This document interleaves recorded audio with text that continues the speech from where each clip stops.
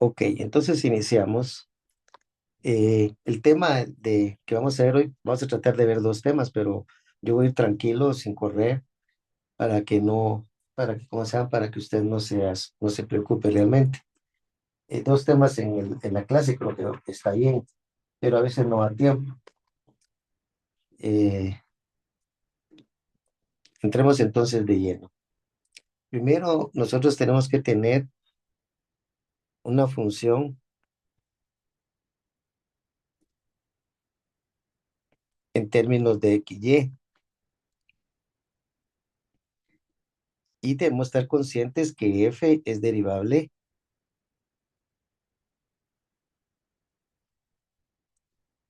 en x y también en y. Pero si contamos, digamos que x es una función que depende de t, y también la y es otra función que también depende de t, donde g y h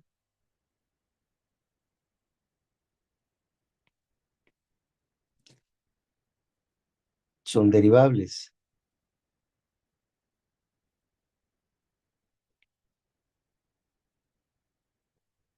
con respecto a la variable t. Entonces,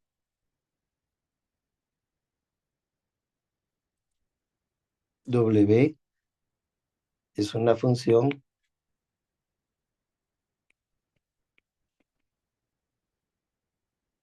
derivable de t.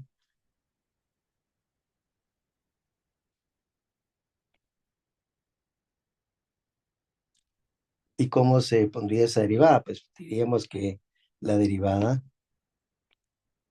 de la función w o w con respecto al tiempo va a ser igual a la parcial de w con respecto a x por dx en dt, más la parcial, oh, quería ponerle con otro color, pero no me lo agarró, la parcial de w con respecto a y por dy en dt. Yo siempre busco relaciones que me ayuden a aprenderme ¿cómo se llama? Las fórmulas, porque hay que aprendérselas. Aquí no hay nada que demostrar porque esta es totalmente una definición, pero sí se le debe quedar a uno como en un momento dado que le pregunten algo, usted lo pueda obtener. Primero, dése cuenta que aquí prácticamente se podría eliminar este con este. Lo mismo aquí este con este. No se eliminan, pero digo prácticamente, para que siempre le quede la derivada de doble v con respecto al tiempo. Eso sería una buena idea para comenzar a asimilar la fórmula en sí. Pero por supuesto, como dije, aquí no se elimina, sino es solo la idea. El rojo y el negro es porque aparte de la derivada parcial, esto sería wx. Si lo quisiéramos poner de la forma como hemos venido trabajando, esto sería wx por dx en dt más wy por la derivada de y con respecto de t. Entremos directo a un ejemplo algebraico, porque eso nos va a hacer sentirnos con más propiedad. El ejemplo dice lo siguiente.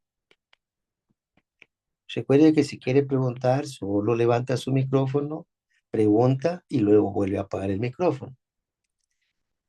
El ejemplo dice sea, digamos, la función w en términos de xy igual a x cubo por y cuadrado, digamos que menos 3x, perdón, se me olvidó poner el x. Digamos que menos 3x por el seno de 2y. Claro, yo a veces tiendo a poner, cuando hago explicaciones, para que se agarre la idea de lo que está aquí arriba, esto lo hago bastante simple para que no se pierdan las derivadas, pero aquí puede usted encontrar funciones más complejas, funciones exponenciales, logarítmicas, trigonométricas, etcétera. Y nos dicen que x de t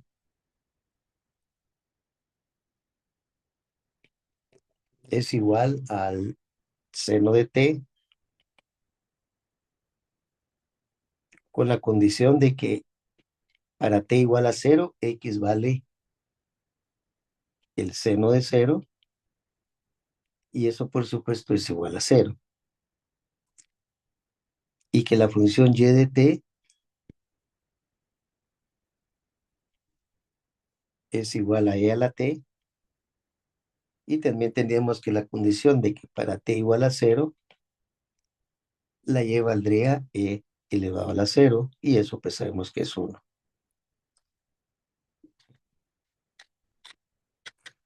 Lo que nos piden como primer inciso,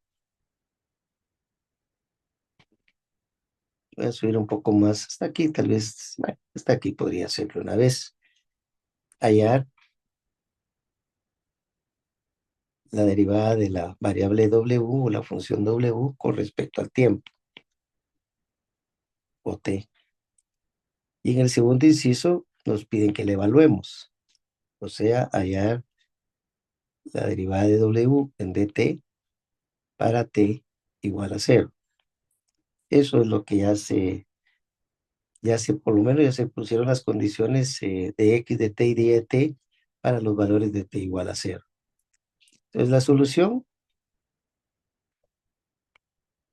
sería aplicar la formulita que dimos arriba. Cualquiera de las dos, como usted lo entienda más. Note que definitivamente esto es esto, es nomenclatura, simbología.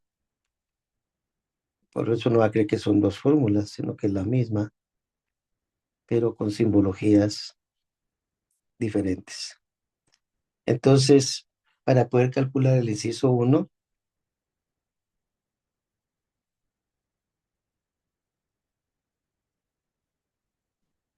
diríamos que la derivada de w con respecto a t va a ser igual entonces a la parcial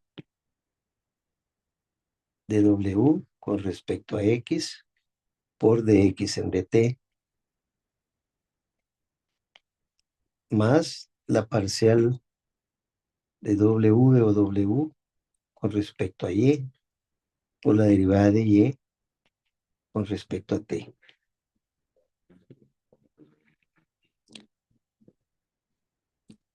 Comencemos por encontrar la parcial de w con respecto a x. La parcial de w con respecto de x va a ser igual. Y recuerde que aquí todo lo que tenga términos y van a quedar constantes como lo vimos la semana pasada. Bueno, el día que lo vimos, porque ya no hemos tenido un horario tan definido. O sea, solo vamos a agregar x cubo, que para nuestro caso sería 3x cuadrado, y afectamos del y cuadrado porque no lo podemos hacer desaparecido. Y la derivada de menos 3x pues sería menos 3 por el seno de 2y. Eso sería la parcial de w con respecto de x.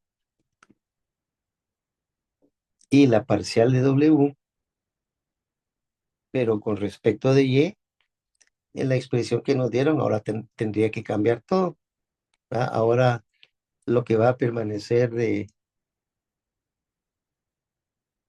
lo que va a permanecer constante es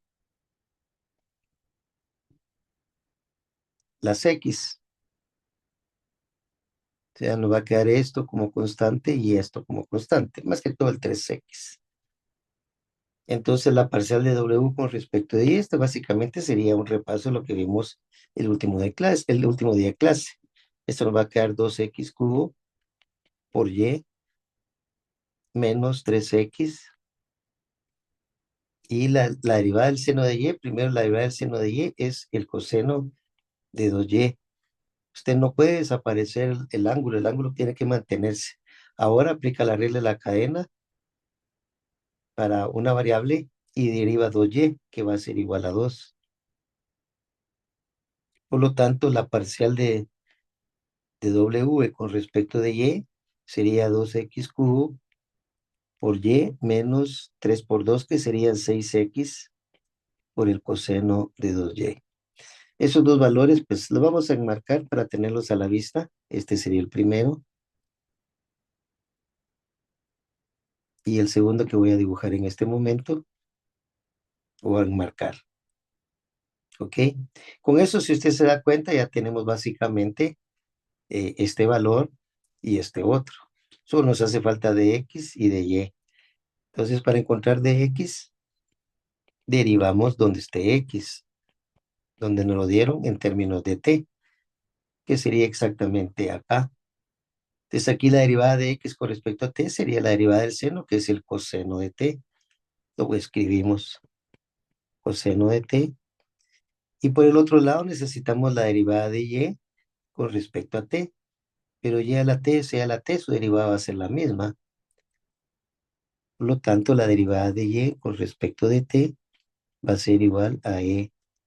Se me olvidó cuánto valía, pero a e a la t normal. Entonces, con eso completamos los 4 términos que necesitamos sustituir acá. Por lo tanto, podemos decir satisfactoriamente que la derivada de w con respecto a t es igual. En lugar de la parcial de w con respecto a x, vamos a poner el primer cuadro, o sea, 3x cuadrado por y cuadrado menos 3 veces el seno de 2y. Y eso dice que está multiplicado por dx en dt. En este caso sería por el coseno de t. Ahí creo que ya empieza a encontrar un poco de relación cuando miramos las funciones vectoriales, casi lo mismo. Luego más la parcial de w con respecto de y, que sería 2x cubo por y menos 6x por el coseno de 2y. Y eso me quedaría multiplicado por dy en dt. Pero dy en dt es e a la t. Esa sería nuestra respuesta. No es necesario hacer tal vez simplificaciones. Ahí la puede dejar así. Claro que si usted hace simplificaciones es probable que la segunda parte sea un poco más fácil. Pero si no, trabaja un poco más en la segunda parte. No sé si hay alguna pregunta de la primera parte. Ok. Entonces, para la segunda parte, lo que nos piden es evaluar esa función, pero específicamente para t igual a 0.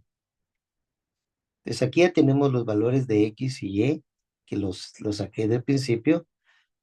Aquí tenemos el valor de x de 0 como conclusión. X de 0, pues vale 0. Y y de 0 vale 1. Entonces, donde hay una X o una Y en la expresión que tenemos al final, ponemos esos valores de 0 y 1. Entonces, aquí le vamos a poner 0 y aquí le vamos a poner 1. Aquí le vamos a poner 1. Y aquí pues encontramos el coseno de t, que sería 1. Si no se pierde, por favor, si se pierde me avisa. La X sería 0, la Y sería 1, la X sería 0 y la Y sería 1. Y a la t sería 1, porque tendríamos e elevado a la 0. Entonces, todos los que son productos de 0, pues van a desaparecer. Al final solo nos va a quedar entonces menos 3 veces el seno de 2. Solamente porque todos los demás se hacen 0. Esa sería nuestra respuesta. Claro, si usted quiere encontrar el seno de 2, tiene que tener mucho cuidado si lo va a hacer con su calculadora, porque tendría que poner su calculadora en radianes para que al afectar el seno no le dé error o le dé un número todo raro. ¿Ok? Ahora vamos a ver una aplicación de este concepto, porque lo más importante realmente son las aplicaciones, en donde se usa. Eso es para mí muy importante. Entonces vamos a copiar el siguiente ejemplo. No sé si había alguna duda o algo que quisiera preguntar de aquí. Sí, ¿por qué? O sea, sí, sí entiendo que el coseno de t, cuando es cero, se vuelve uno, Sí, pero ¿por qué todo el paréntesis, x lo asumió cero, y igual a uno? Eso es lo que no pero eso les, se me está escapó. bien, no hay Perdón. problema. Eso lo expliqué aquí, Ah, sí, ya lo vi, ya lo vi, ya lo vi, perdón. ya lo veo. Ok. Ya lo Lo que vi. pasa es que Gracias. abajo uno a veces no pone X de T, ¿verdad usted? Y eso a Ajá, sí, veces sí. complica la situación. Sí, Pero ya me yo di traté de cuenta. explicarlo. Lo que pues si no, estas expresiones se vuelven muy grandes. Si pongo aquí Ajá, X de T, en este caso X de cero, cuando ya lo esté evaluando aquí, X de cero y E de cero, entonces se vuelve muy grande esta expresión. De hecho, ya es grande. Entonces, uno a veces por mala costumbre probablemente pone solo X y solo pone Y, pero uno debe recordar que si tiene valores de X y Y, como están calculados acá. sí, ¿Ah? tienes razón. Si no tenga pena, lo importante es que usted también salga Gracias. de su duda, porque eso es lo más importante para mí. Bien, el ejemplo dice lo siguiente. Este es un ejemplo muy bonito porque uno a veces ni se imagina que hayan cosas de esta, como la que vamos a plantear. Vamos a copiarlo primero. Dice dos objetos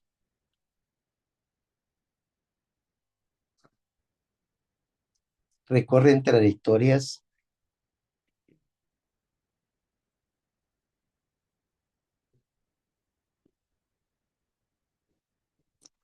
elípticas. Aquí le sigue el, ¿cómo se llama? El fantasma del conocimiento, porque si usted no sabe qué es trayectorias elípticas, como que le va a costar mucho plantear su problema. Al inicio del curso yo les dije que revisaran secciones cónicas. Y cuando les di aquella famosa aplicación, que a mí me gustó mucho esa aplicación para aprender los nombres de las cuádricas, los estuve regañando porque no se las aprendía. Y el resultado, pues, es palpable en el examen. Pero bueno, todo hay tiempo para aprender. La cosa es que usted se proponga y se dé cuenta que sí tiene que estudiar bastante. Entonces, pero hay muchos conceptos que no puede olvidar. Y el tratamiento de las cuádricas es igual que las cónicas. Se miran qué cosas tienen en común y uno lo va resolviendo. Pero eso, si tiene alguna duda, lo podemos hacer en otro momento. Entonces dice dadas, o sea, recorre trayectorias elípticas dadas, o sea que nos van a dar ese dato por las ecuaciones paramétricas cabal, esto ya lo vimos, por las ecuaciones paramétricas,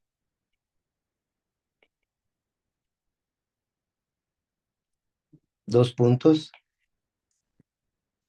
y vamos a definir x1.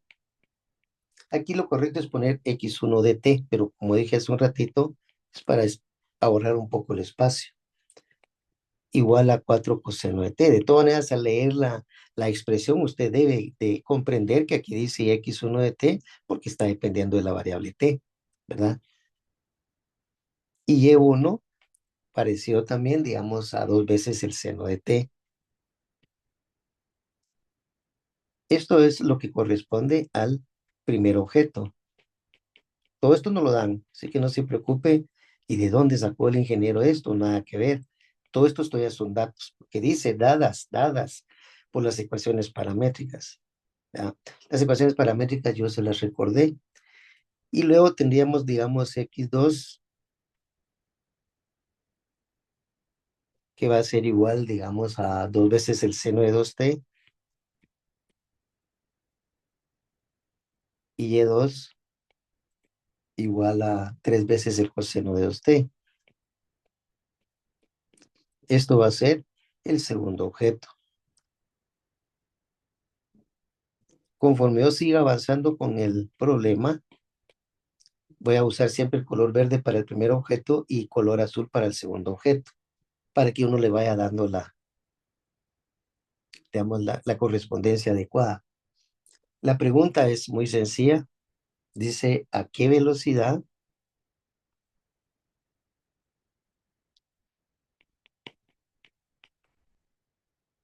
o ritmo cambia la distancia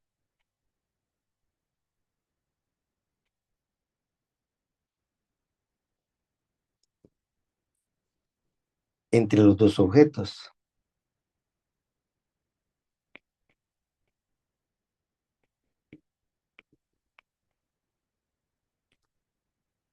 Cuando aquí nos da un momento específico, que es cuando t es igual a pi. Puede ser segundos, ¿verdad? O unidades de tiempo, no importa. Entonces lo que uno hace es un análisis del primer objeto, por ejemplo, y después del segundo. Entonces yo voy a poner como subtítulo, no lo voy a poner solución para no perder espacio. El primer objeto, sabemos que x1 es igual a 4 veces el coseno de t. Eso quiere decir que x1 dividido entre 4 es igual al coseno de t. Y si elevamos al cuadrado, ambos lados, estaríamos seguros que nos quedaría x1 al cuadrado partido 16 es igual al coseno cuadrado de t. Se la vamos a llamar ecuación 1, pero la voy a enmarcar porque a mí a veces me gusta tenerlas enmarcadas para que uno recuerde dónde salió. Y aquí le pongo a la par ecuación número 1. Y lo mismo va a hacer con el segundo objeto, solo que recuerde que lo va haciendo con azul. Entonces, x2 está definida como 2 veces el seno de 2t.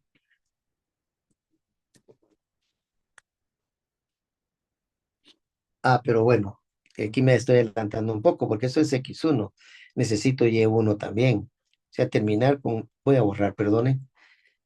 Necesito terminar con el objeto 1. Por lo tanto, y1 es igual a 2 veces el seno de t. Y haciendo el mismo procedimiento, y1 partido 2 va a ser igual al seno de t.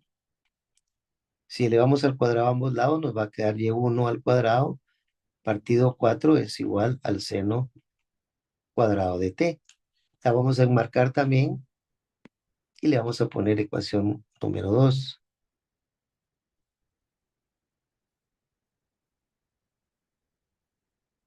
Entonces, terminando con el primer objeto, podemos sumar la ecuación 1 a la ecuación 2. Aquí lo único que tiene usted que tener cuidado es sumar lados izquierdos y luego igualar a la suma de los lados derechos. Dicho eso, sería entonces x1 al cuadrado partido 16 más y1 al cuadrado partido 4 igual al coseno cuadrado de t más el seno cuadrado de t. Pero aquí tenemos algo conocido para nosotros, que sería esta identidad de acá. Esto sabemos que es igual a 1, por lo tanto, nos queda que x1 al cuadrado es igual a, perdón, x1 al cuadrado sobre 16 más y1 al cuadrado sobre 4 sería igual a 1. Y aquí es donde entra en razón de ser lo que decía el problema, porque decía, dos objetos recorren trayectorias elípticas. Ya vimos que el primer objeto, en efecto, este es una elipse. Y esa es su trayectoria, pero en términos de X y Y, ¿verdad? Y eso nos va a servir mucho, mucho cuando querramos encontrar la distancia o cómo se están separando ellas, de acuerdo a la pregunta que nos hace. De la misma manera, vamos a agarrar ahora, bueno, aquí sería bueno que usted le ponga A es igual a 4, B es igual a 2. Este es una elipse horizontal. Esto es lo que hablaba hace un ratito en la clase, que usted tiene que saber las secciones cónicas, si no identificar eso, no va a entender nada, o sea, se va a quedar en el aire. Y después cuando miremos para superficies, entonces ya cuando sean tres variables, tiene que saber qué superficie es la que se está formando, ¿no? Pero bueno, eso dejémoslo un poquito más para más tardecito. Ahora vamos a pasar con el segundo objeto. Ya vamos a analizarlo a él.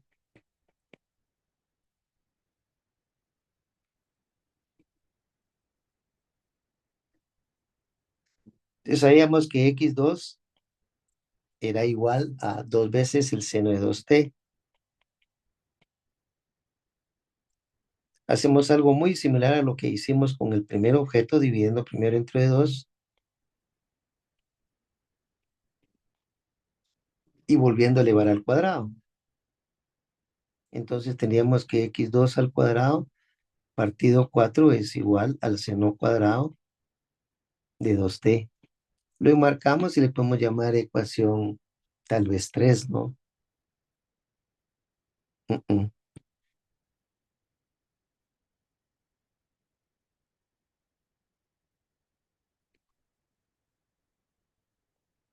Y lo mismo hacemos con la y. Diríamos que y2 es igual a 3 coseno de 2t. Eso quiere decir que y2 partido 2 va a ser igual, bueno, perdón, partido 3, y2 partido 3 va a ser igual al coseno de 2t. Y haciendo el mismo procedimiento nos quedaría elevando al cuadrado, y2 al cuadrado partido 9 va a ser igual al coseno cuadrado de 2t, al cual pues lo vamos a enmarcar y vamos a hacer lo mismo que hicimos en la parte de arriba. Y que es lo mismo, pues sumar las dos ecuaciones, que para nuestro efecto va a ser la 3 y la 4. Entonces sumamos 3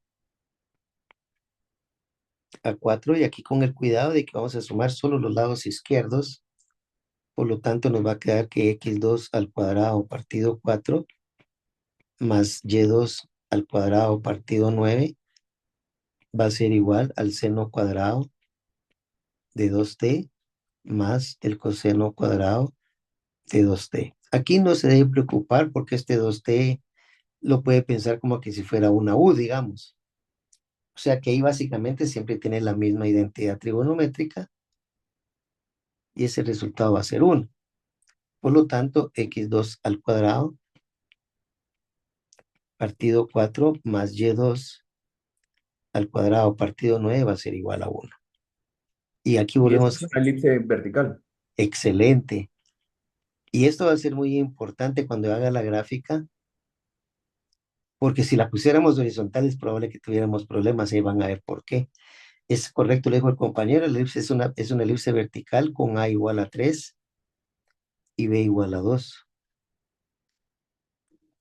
Entonces yo aquí le sugiero al alumno que hagamos la gráfica para tratar de comprender el total del problema, porque el problema realmente no es difícil, pero tiene mucho artificio matemático que usted debe tratar de ver cómo se actualiza. Si en dado caso, ¿Le puedes subir un poquito? No terminé de copiar. oh, perdone, Gracias. gracias. Dele, dele, no te da pena. Solo me avisa, por favor, cuando termine, así me da chance también de tomar un poquito de agua, ¿sabe? Bueno, ya la terminé, gracias. Ok, perfecto. Entonces, aquí sería bueno que hiciéramos las dos elipses. La primera que era la horizontal, esa es la que está aquí indicada en la pantalla, y la que acabamos de obtener ahorita, que es la otra. Con eso ya vamos a tener una gran idea del problema. Aquí estaríamos mi eje X, aquí ya no necesito el eje T. Si yo quisiera hacerlo en 3 dimensiones, pues eso sería otro rollo. Entonces tenía que agregar la variable T, pero aquí no. Solo recordemos que aquí está más infinito, aquí está menos infinito, aquí está Y con su más infinito y menos infinito. A veces se le olvida a uno poner esto, pero lo debe tener en la mente. Eso quiere decir esas flechitas del final de los ejes. Entonces agarremos el primero. Como dije, le voy a hacer con el color, el primer objeto con el color verde. Entonces cuento para A4 y B2, un color verde. 1, 2, 3, 4. También se da dar cuenta que la elipse está, su centro está en 0, 0. Tal vez aquí no lo puse, pero lo voy a agregar, porque a veces se nos escapa, ¿no? El centro va a estar en 0, 0. Para que no estuviera en 0, 0, usted tendría que tener aquí ¿cómo les pasó en el examen? Solo había que factorizar x1 menos 3, digamos, pero ya sabemos que el centro no está en 0, 0, sino que estaría en 3, ¿verdad? Y lo mismo si aquí hubiera salido y1 más 2. Entonces, la otra componente del centro sería, si dije más 2, sería menos 2. Pero aquí no, ambas están sin elementos. Entonces, es muy fácil localizar el lado derecho y el lado izquierdo para obtener el eje el mayor, que en este caso va a ser de 8 unidades para la primera elipse. Y su B era, ¿cómo se llama? 2. Aquí está. Ya localicé el A, ahora voy a localizar el B, porque era una elipse horizontal. Entonces, con las 2 unidades aquí arriba, 1 y 2, bueno, esto es gracias del programa, no mío, 1, 2, y aquí también identifico el 1 y 2. Voy a hacer voy a hacer lo que mejor pueda. Yo la voy a hacer un poquito fuerte para hacerle bastante notoria. Más o menos sería así. No es una elipse perfecta y lo vamos a ir a hacer a GeoGebra para tener una mejor visión. Si no nos alcanza lo que yo logré dibujar. Cuando usted está en un examen, tiene que tratar de hacer así como lo estoy haciendo yo, con los pasos que di, localizando el eje mayor, el eje menor. ¿Ok? Eso sería nuestro primer objeto. Ahora vamos a localizar el segundo objeto, que ahí está la elipse vertical, pero ahora A vale 3. Con color azul dije, por lo tanto A va a ser 1, 2, 3 hasta acá, 1, 2, 3 para abajo. Eso sería el eje mayor, sería 6. Y la B vale 2. Por lo tanto, podemos localizarlo acá y acá. Y ahora ya puedo hacer esa elipse también. Voy a poner un poquito de grosor para que se mire bonita. Esto ya es al cálculo porque no podemos hacerlo realmente exacta, pero la idea sí está bien, bien clara. Ahí ya me torcí un poquito, pero téngame paciencia también, va. Si quiere borro un poquito esta de acá. Yo creo que las dos las hice un poco no tan buenas. Vamos a mejorarla.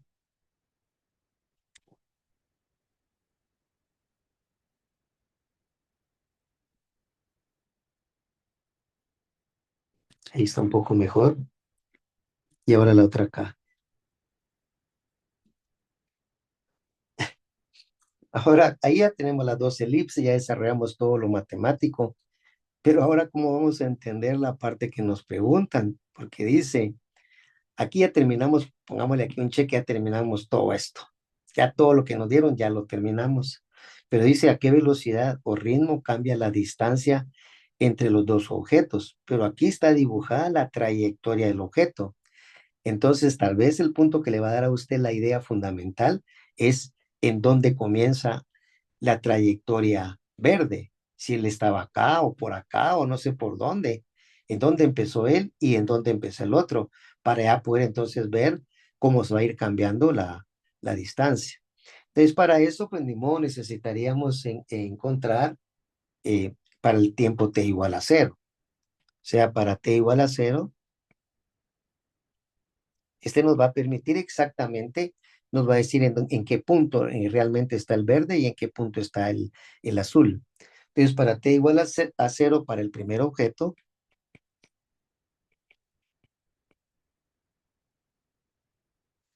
regresemos a las ecuaciones que nos dieron.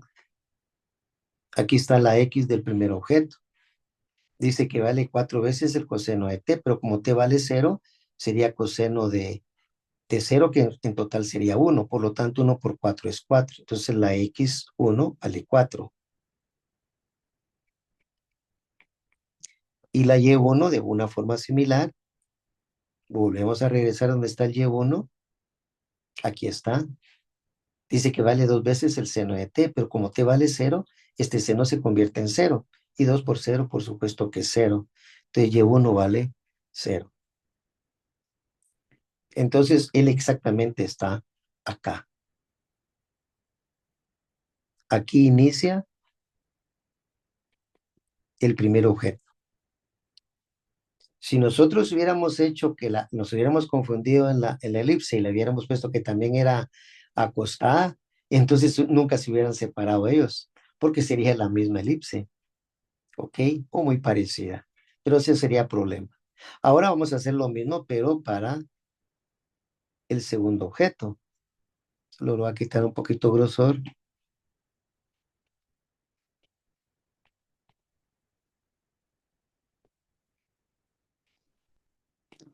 El segundo objeto teníamos que x2 va a valer y vamos a ver su fórmula, ¿no? La que nos dieron. Aquí está el x2. Dice que vale seno de 2 veces t, pero como t es 0, 2 por 0 es 0. Y seno de 0 es 0. Por 2 me vuelve a quedar 0. Y y2, muy parecido.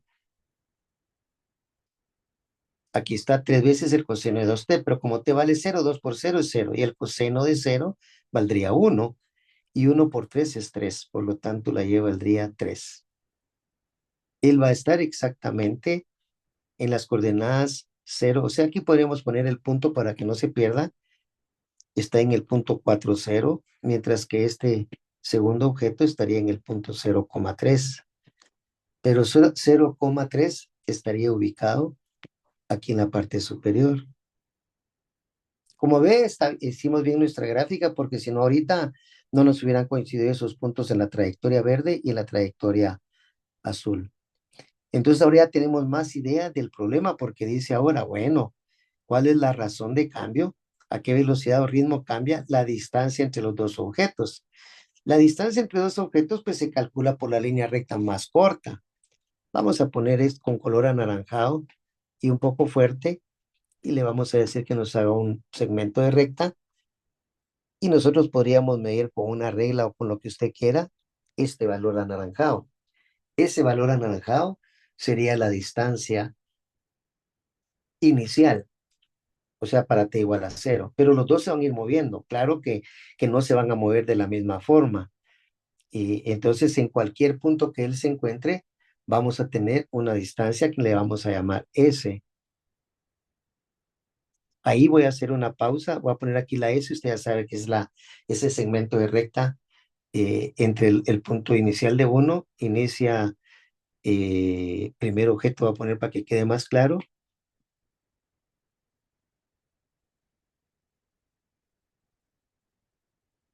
O sea que ya desde el inicio él ya tiene una distancia.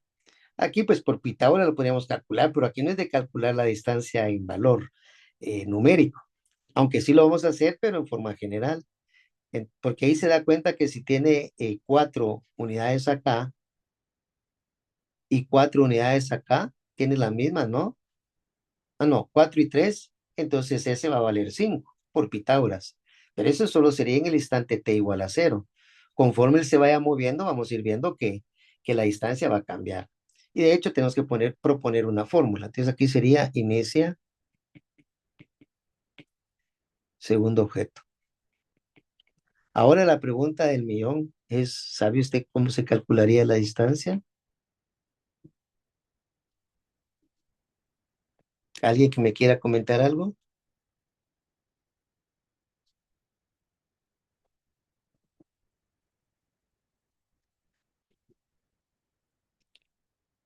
¿De la ¿No? distancia original o No, la con respecto al distancia, tiempo? no, la distancia entre los dos puntos en cualquier instante de t. Digamos que, por ejemplo, además, no sé si se va a mover a la derecha o a la izquierda, lo vamos a ir viendo en cómo se llama en GeoGebra mejor. Supongamos que esta fuera la trayectoria, porque no lo he hecho, pero supongamos que él va por acá, este ya se movió este pedazo, y digamos que este se mueve también en el mismo sentido, solo que, digamos, por acá. Entonces aquí va a haber una distancia nueva con color anaranjado, pero eso va a Ujú. depender del tiempo, y lo más seguro es que no es la misma.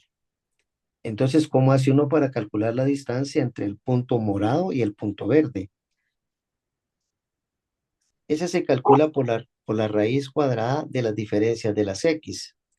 En Y este las caso, distancias de la Y. x2 menos x1 elevado al cuadrado más y2 menos y1 elevado al cuadrado. Esta fórmula nos va a decir cuánto vale esta distancia, y dependiendo de dónde esté el verde, que puse aquí así rarito, ¿no? Y el morado. Aquí solo es un dibujo. El principio sí no hay problema, el principio está exactamente como es.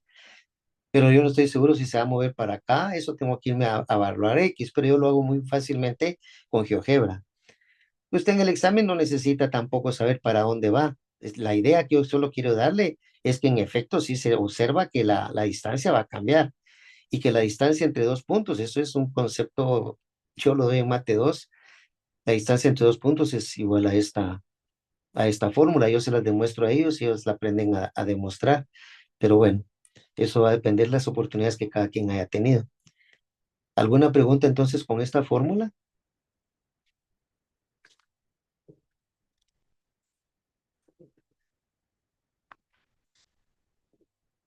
¿No hay preguntas? Bueno, espero que no haya. Si las hay, recuerde que tiene el chance de hacerlas después de la clase, en cualquier momento que usted vuelva a revisar los apuntes. Y no olvide que sí voy a dejar el, ¿cómo se llama? El video, como ya lo hice con la primera clase, solo que en la primera clase primero lo dejé en Google Drive, pero no me gustaba. E hice algunas de mis investigaciones y ahora lo puede encontrar también. O sea, directamente, el otro se los voy a quitar. No recuerdo si ya lo quité, pero ya le dejé una nueva presentación que es otra vez en YouTube, en mi canal. Entonces ahora puede usted verlo. Si no quiere entrar desde Moodle, puede entrar a mi canal directo y solo busca el nombre del archivo, ¿verdad? Y si no, pues entra en Moodle y ahora tiene pantalla directa. O sea que ahora no tiene que ir a buscar nada ni estar dándole a ningún link, sino que simplemente presiona donde se mira el video y ya, ya sale. Está un poco mejor, ¿no? Esos son los cambios que uno debe ir logrando conforme va dando clases. Ahora, ¿qué es lo que me piden hallar? O sea, en todo el concepto de lo que hemos visto, ¿qué es lo que tengo que hallar? Ya vimos que S es la distancia entre los dos puntos en cualquier instante del tiempo. Eso no importa dónde estén ellos. La fórmula nos va a tirar el resultado. Pero eso no me están preguntando. ¿Qué me están preguntando realmente? Me están preguntando la velocidad de estos dos. La velocidad, cómo se están separando ellos. ¿Y eso cómo se representa en matemáticas? Sería la derivada de las ecuaciones No, no, en sea X bien y Y. explícito. ¿La derivada de quién? Explícito. Bueno, en este caso de la posición S. Sí, pero ¿cómo se escribe eso? La derivada de S con respecto a T. Vea qué tan fácil que es. Ok, lo felicito. ¿Y ahora qué tiene que aplicar? La regla de la cadena. Entonces, ¿cómo va a funcionar aquí la regla de la cadena? Entonces, por eso le decía que tiene que tener una idea para aprenderse la fórmula. Yo la voy a poner de esta manera. Va a ser la parcial de S con respecto a X1. Si pongo con respecto a X1, entonces tengo que derivar por quién.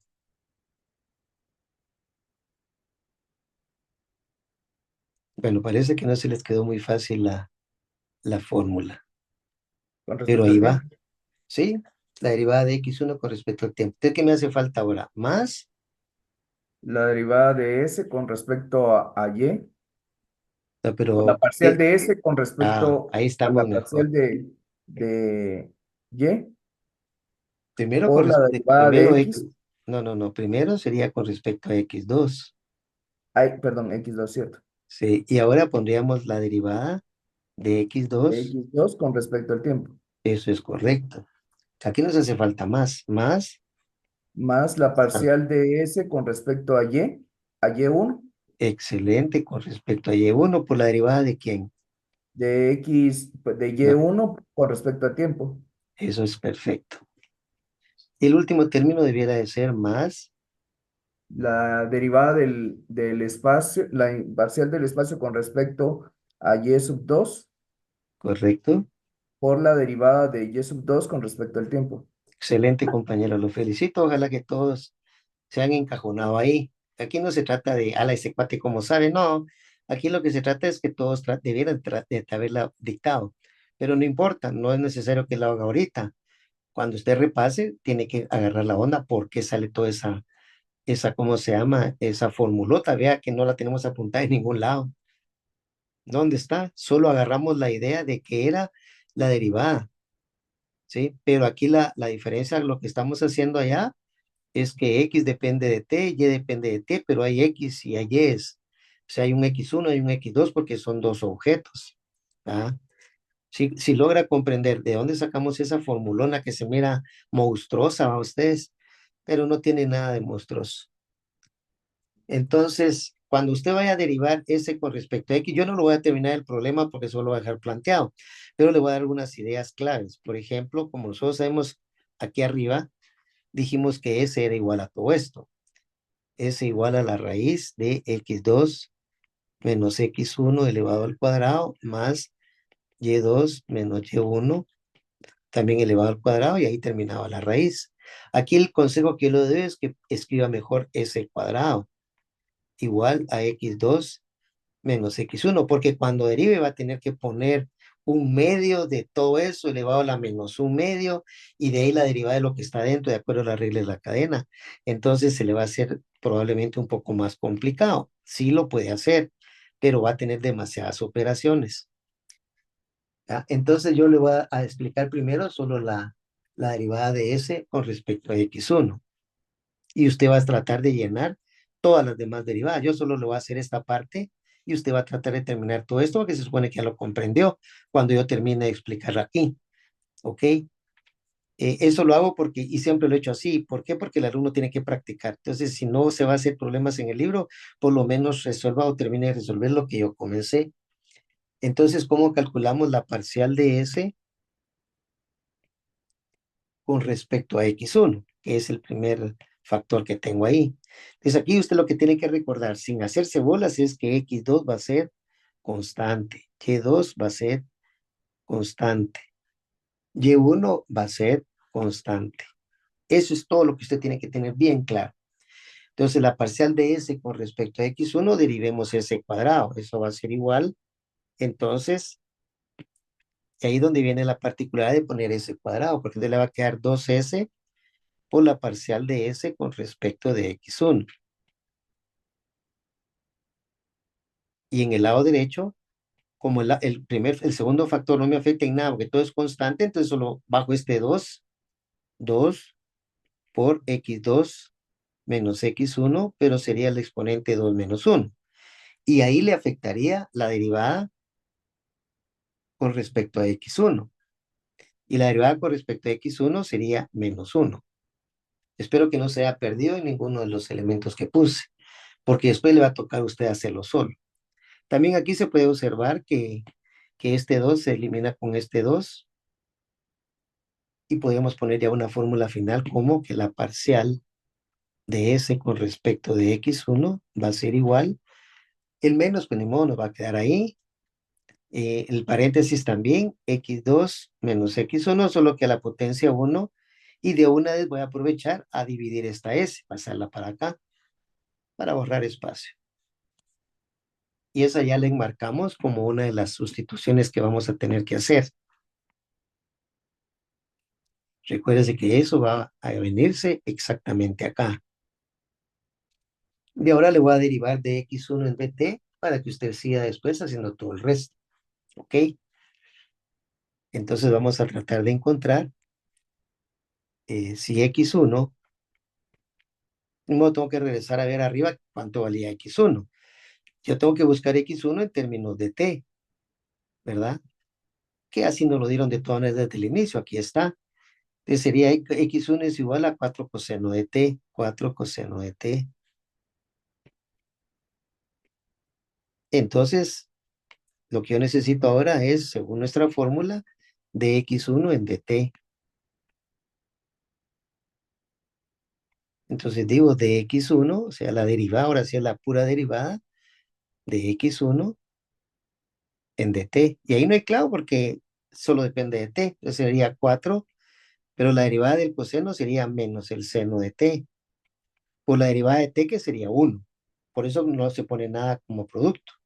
Eso quiere decir entonces que dx1 en dt vale exactamente menos 4 veces el seno de t. Y la podemos enmarcar como la segunda ecuación que vamos a ir a sustituir en la parte de arriba, que es la que acabo de mostrar aquí arriba. Ahorita vamos a meter eso acá. Él lo va a marcar con ese mismo cuadrado celeste para que usted pues ya solito en su casa lo pueda terminar de hacer. ¿Ok? Y así hace todo lo demás, o sea, hace la derivada de S con respecto a X2, la derivada de X2 con respecto al tiempo, la derivada de S con respecto a Y1, por la derivada de Y1 con respecto al tiempo, y todos los sumandos que tenemos acá. Yo no creo que eso sea muy difícil para usted, porque esa simplemente es recordatorio de derivadas parciales y de derivadas normales. Las derivadas normales no van a tener más que solo una variable t. En cambio, esta sí, Entonces, ¿qué tiene que hacer cuando va a derivar? Si usa la técnica de haber separado el s como s cuadrado, como lo puse acá, cuando usted quiere encontrar con respecto a x2, entonces todo lo demás es constante. X1, Y2, Y1, entonces ya solo deriva esta primera parte. Ojalá que usted lo termine y si tiene alguna duda, quiere que se lo revise, me lo manda con una fotografía, trate de trabajar en hojas en blanco y haga una buena toma de fotografía porque yo se las puedo alterar. Las personas que me han consultado, ellos darán fe de esa parte que yo siempre proveo a mis alumnos.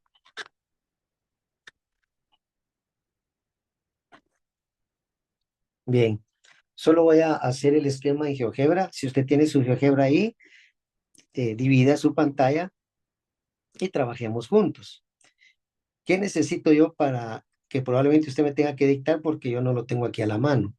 Necesito estas ecuaciones, ¿ok? Esta primera y necesito la otra ecuación. Esas me las... Ah, bueno, aquí las tengo en mi archivo, entonces no va a ser necesario que me las dicte. Yo se las voy a poner de una vez. Entonces entramos a GeoGebra y la ecuación 1 solo voy a escribir así como x elevado al cuadrado dividido entre 16. Luego a eso le vamos a sumar y al cuadrado. Si se pierde, bueno, ahí me equivoqué. Estoy usando el teclado que tengo acá. Es x cuadrado sobre 16 más, ahora sí, y voy a escribir acá el y elevado al cuadrado, y elevado al cuadrado, y ahora dividido, si no estoy mal, es 4.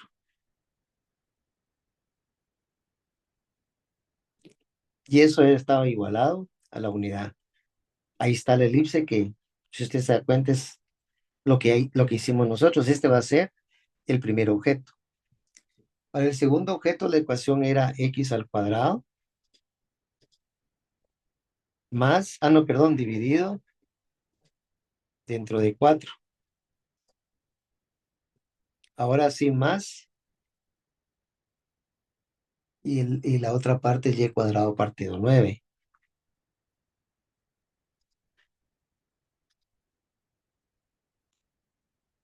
Y eso debe estar también igualado a 1. Ahí están las dos. Vamos a hacer aquí vamos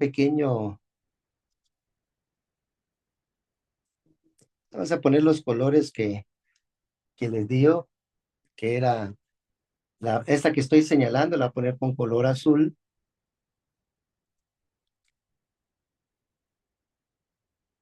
Ya está. Y la otra, les había dicho que con color verde. Sí, cabal.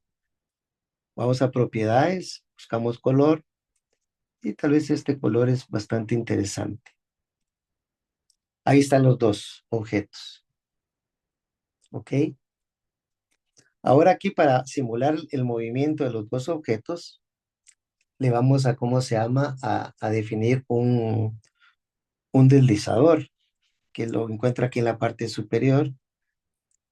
Lo elige deslizador y lo pone donde usted quiere. Él dice que le va a llamar A. Le podemos cambiar el nombre, pero dejémoslo como A. No hay problema. Yo lo hice la primera vez, lo puse con T.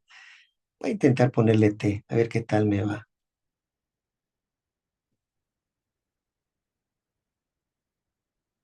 T, porque así se llama realmente, ¿no? Ahí está la T. Y le voy a poner que es igual.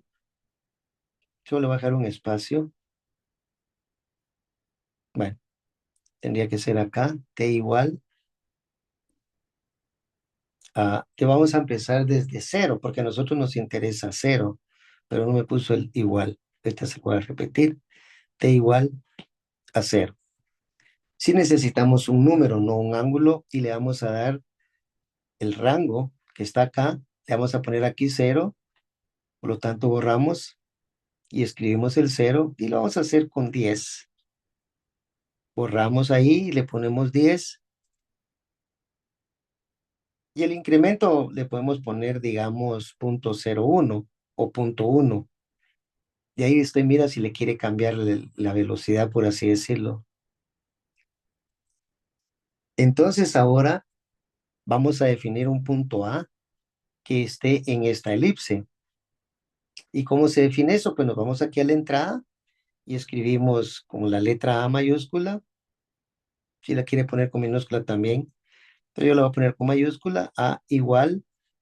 Y ahora, ¿cuánto vale la X del primer objeto? La X del primer objeto valía 4.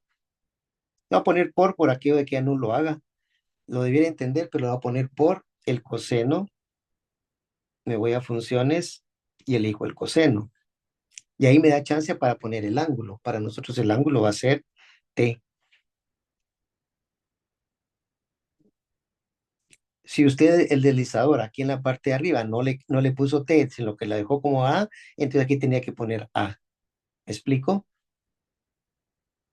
Eso sería la coordenada en X. Aquí me tengo que mover a mano derecha para salirme del primer factor que sería la X y ahora voy a poner la Y. Y la Y sería 2 veces el seno de T.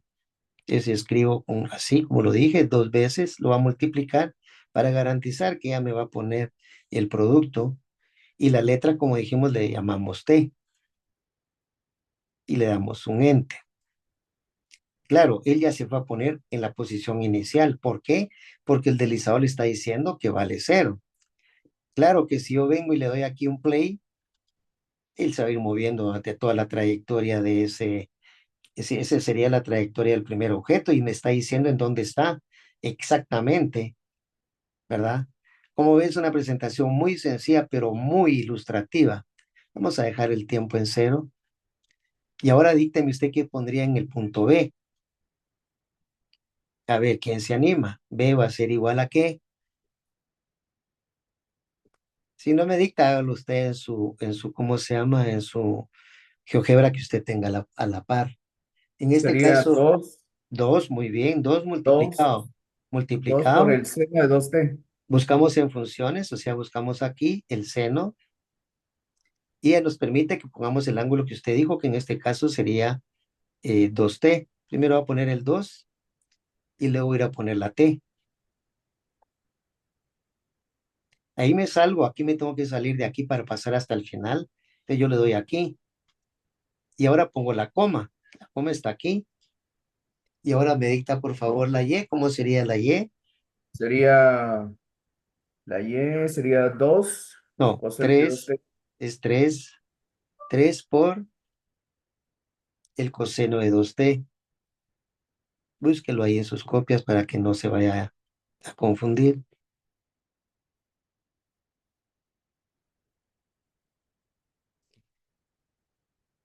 Y ahí básicamente ya lo hizo. Y véalo aquí arriba, ya marcó como nosotros lo habíamos hecho. Vea que este dibujo, nosotros no le envidiamos nada a él. Claro, el de él es más perfecto, pues, más excelente las trayectorias, pero yo las hice a mano y no es tan mal. Y vea lo importante, el concepto son los puntos iniciales, A y B. Si lo hago en, ¿cómo se llama? En mi cuaderno, es solo trasladarlo aquí a GeoGebra y ya se va a encargar de hacerlo más bonito, ¿no? Como lo estoy tratando de hacer yo. Ahora, cuando están los dos puntos A y B, la forma más fácil de medir la distancia entre A y B es utilizando el icono aquí de segmento, este. Le damos segmento y marcamos no importa cuál primero. Aquí le va a marcar la A y aquí le va a marcar la B y ya lo definió como el segmento F y está muy bien. Solo le voy a cambiar sus propiedades, el color, le vamos a poner tal vez un color anaranjado, me gusta a veces mucho, o pudo haber sido rojo también, pero ahí está el A y el B. Vea, para ir sabiendo, como le dije desde el inicio, la distancia va a ser 5, esa es la distancia, ¿ok? Entonces ahora le damos aquí play al deslizador y él va a ir mostrando, pero usted tómele coco aquí, cómo va a ir cambiando la distancia para que se dé cuenta que realmente está cambiando, porque lo que estoy haciendo yo es una simulación de la pura realidad, porque esta es pura realidad.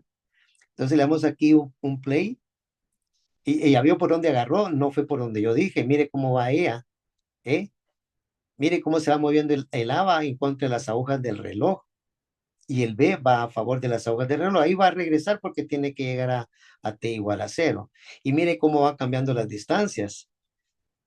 Parece ser que la distancia más grande es 5, ¿ah? Pero sí va cambiando, por lo tanto hay una velocidad. Si usted quiere que la máquina le dé la velocidad, lo exhorto a que haga usted solito en su casa, meta la fórmula que va a encontrar en base de ¿cómo se llama? De lo que le dije que tenía que ir sustituyendo. No sé qué tal le pareció esta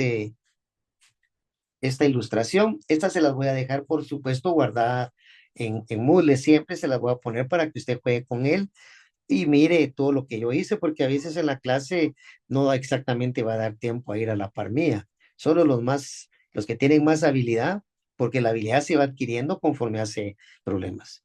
Entonces, eso se los daré yo más tardecito. Lo que sí puedo hacer aquí es tomar una fotografía para que por lo menos nos quede la fotografía en nuestro libro de notas y digamos que lo podemos poner exactamente por acá.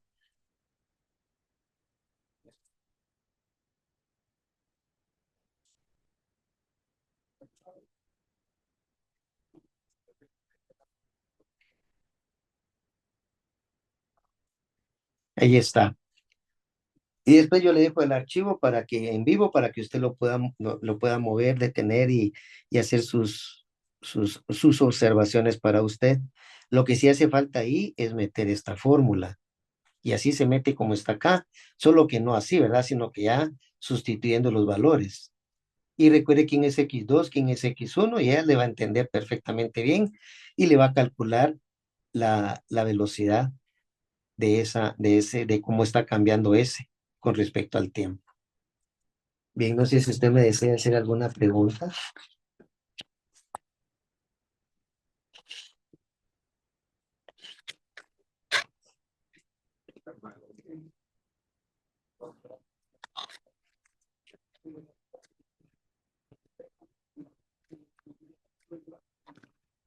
Bien, vamos a seguir con nuestra clase entonces. Recuerde que si no se animó a preguntar ahorita porque no está muy claro qué es lo que no entiendo o tiene que analizarlo más, puede consultarme vía WhatsApp. Dice CAW, y seguimos con nuestra teoría, CAW, casi siempre se usa W cuando ya se tienen más variables, o Z a veces, pero como no estamos en el espacio, entonces no se usa la Z. CAW igual a F de XY, y F de F es diferenciable en XY.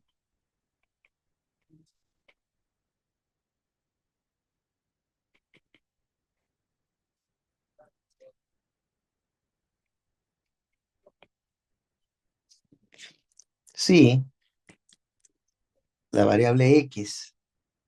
Ahora depende de dos variables, digamos que de S y de T.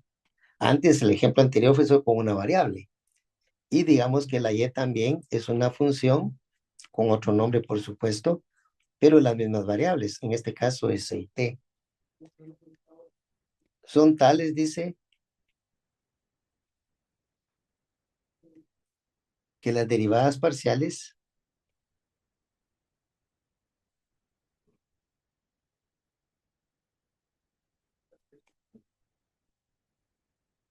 son tales que las derivadas parciales de primer orden,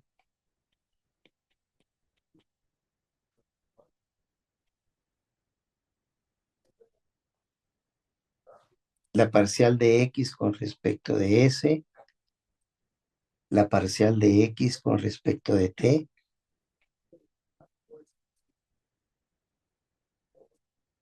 la parcial de Y con respecto de S y la parcial de Y con respecto de T. Estas existen, entonces, dos puntos, la parcial de W con respecto a S y la parcial de W con respecto a T también existen.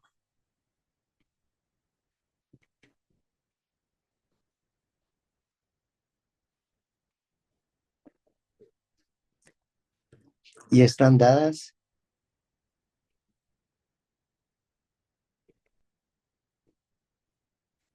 por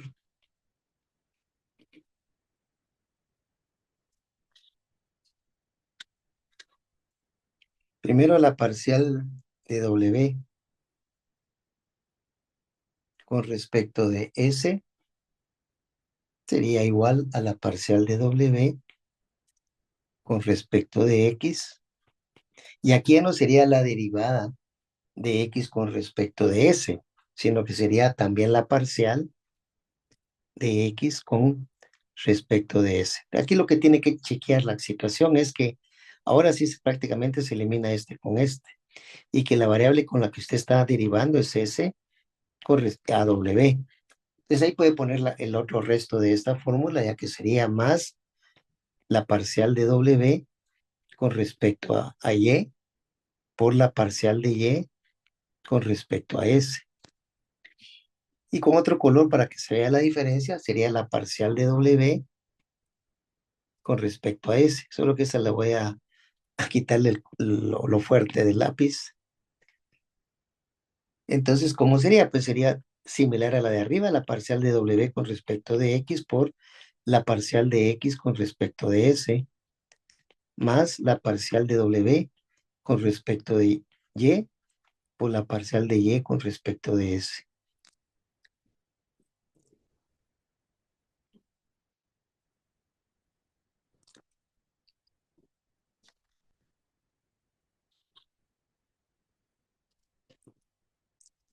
Eso es si le dieran a usted una función donde se cumple lo que dije aquí arriba, ¿no? Vea que la X ya no es solo una función de t, sino que de dos variables. Entonces aquí cambia las respectivas formulitas, así como las escribí acá. Vamos a ver ahora lo que sería la derivación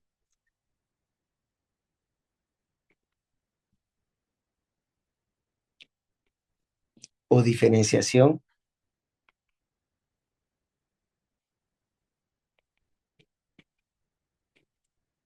parcial implícita.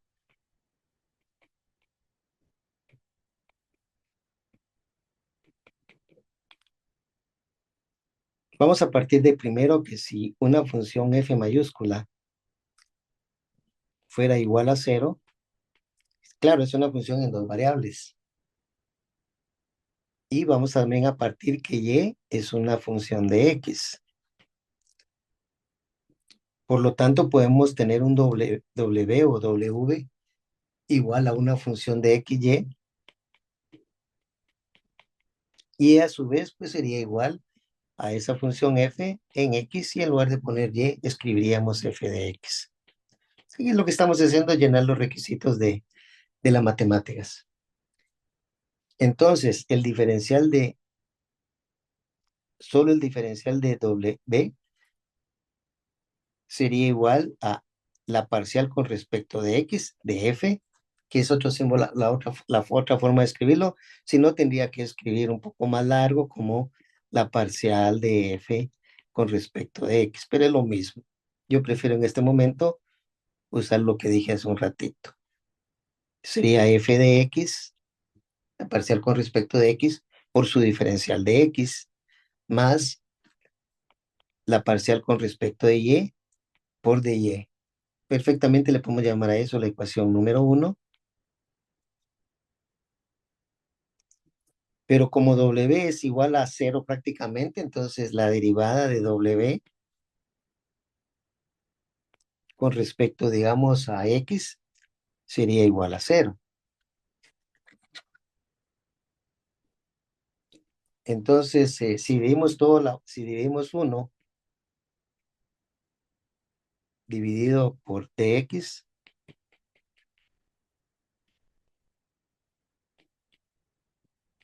tendríamos que la derivada de W dividido de X, perdón, va a ser igual a f de X por dx dividido dentro de dx, más f de y por la derivada de y, pero todo va a quedar dividido dentro de x. Bueno, vamos a dejar así. El dejar así me estoy refiriendo a los colores. Entonces ya sabemos que, por lo que acabo de escribir arriba, esto va a valer cero. Entonces nos va a quedar que cero es igual y también sabemos que estos dos se van a cancelar. Entonces nos va a quedar f de x más f de y aquí juntamos el de y con el de x para indicar que es la derivada de y con respecto de x. Aquí podemos restar, digamos, fx en ambos lados y por lo tanto nos quedaría la ecuación f de x negativo igual a f de y por la derivada de y con respecto de x. El objetivo que yo estoy trazando es despejar la derivada de y con respecto de x va a ser entonces a menos f de x dividido dentro de f de y. Esta es una ecuación que nos va a servir, digamos, para un ejemplo como el que voy a hacer en este momento y le voy a llamar ecuación número 2.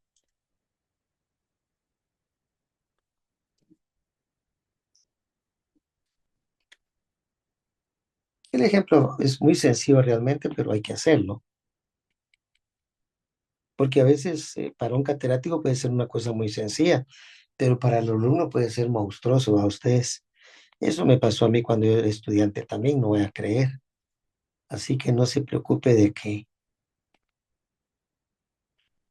si a usted le pasa, ¿cuál es el problema?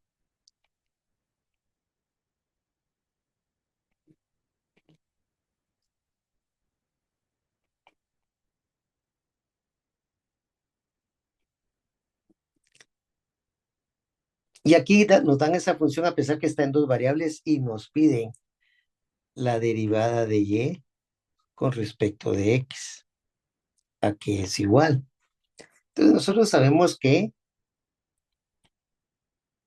de acuerdo a la ecuación 2, la derivada de y con respecto de x va a ser igual a menos la parcial con respecto de x dividido entre la parcial con respecto de y.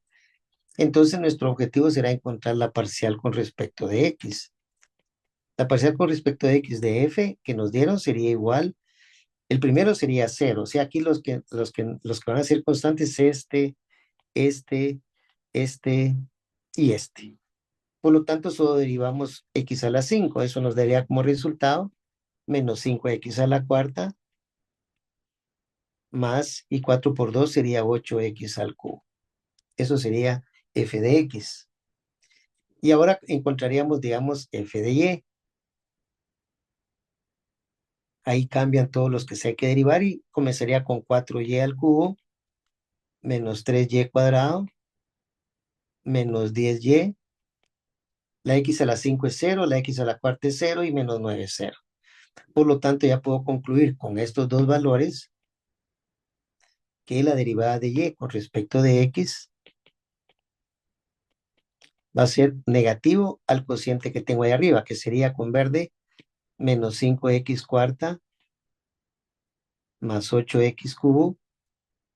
Lo que tengo que tener mucho cuidado es que el signo negativo me esté marcando que es toda la fracción, por eso está delante la línea esa verde que acabo de dibujar, y todo dividido entre 4y cubo menos 3y cuadrado menos 10y. Por supuesto que si usted quiere hacer alguna simplificación, hágala. No es necesario en un examen hacerla, solo en un problema de aplicación. O sea, por ejemplo, multiplicar por menos 1 toda la expresión de arriba, te le quedaría 5x a la cuarta menos 8x cubo. Bien, aquí terminamos el tema 13.5. No terminé bien a la hora, pero vamos bastante bien, porque el día de hoy, según yo, teníamos que dar dos incisos. Voy a hacer una cuestión, voy a quitar un ratito la grabación para que me quede solo de esto un video. Y entonces hago para el otro tema otro video.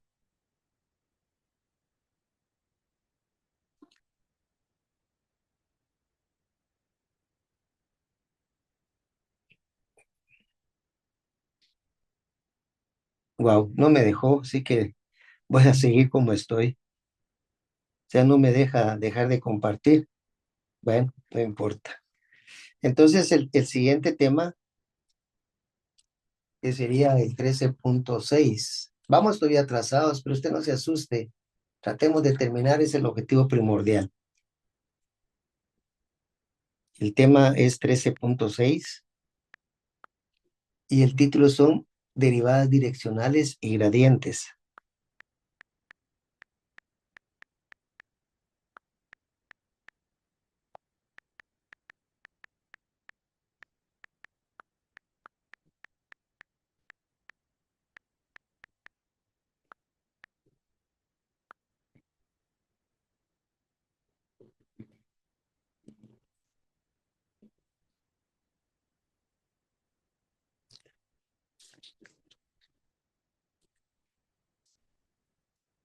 Comencemos con el primer concepto que sería la derivada direccional. Vamos a escribirlo con el teclado de la máquina. Solo vamos a buscar un color agradable, tal vez este esté bien. Y si va conmigo, pues pondremos derivada direccional.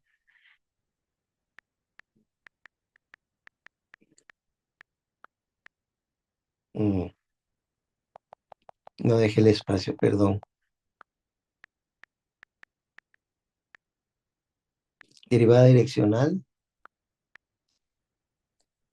para determinar la pendiente, a determinar la pendiente en un punto de una superficie. No se haga enemigo de las superficies, aprenda la sombra y va a ver que cómo es de fácil todo. Entonces, para determinar la pendiente en un punto de una superficie, normalmente yo les pongo las superficies que ya vimos en la unidad primera. La cosa es que usted se recuerde de ellas. Se definirá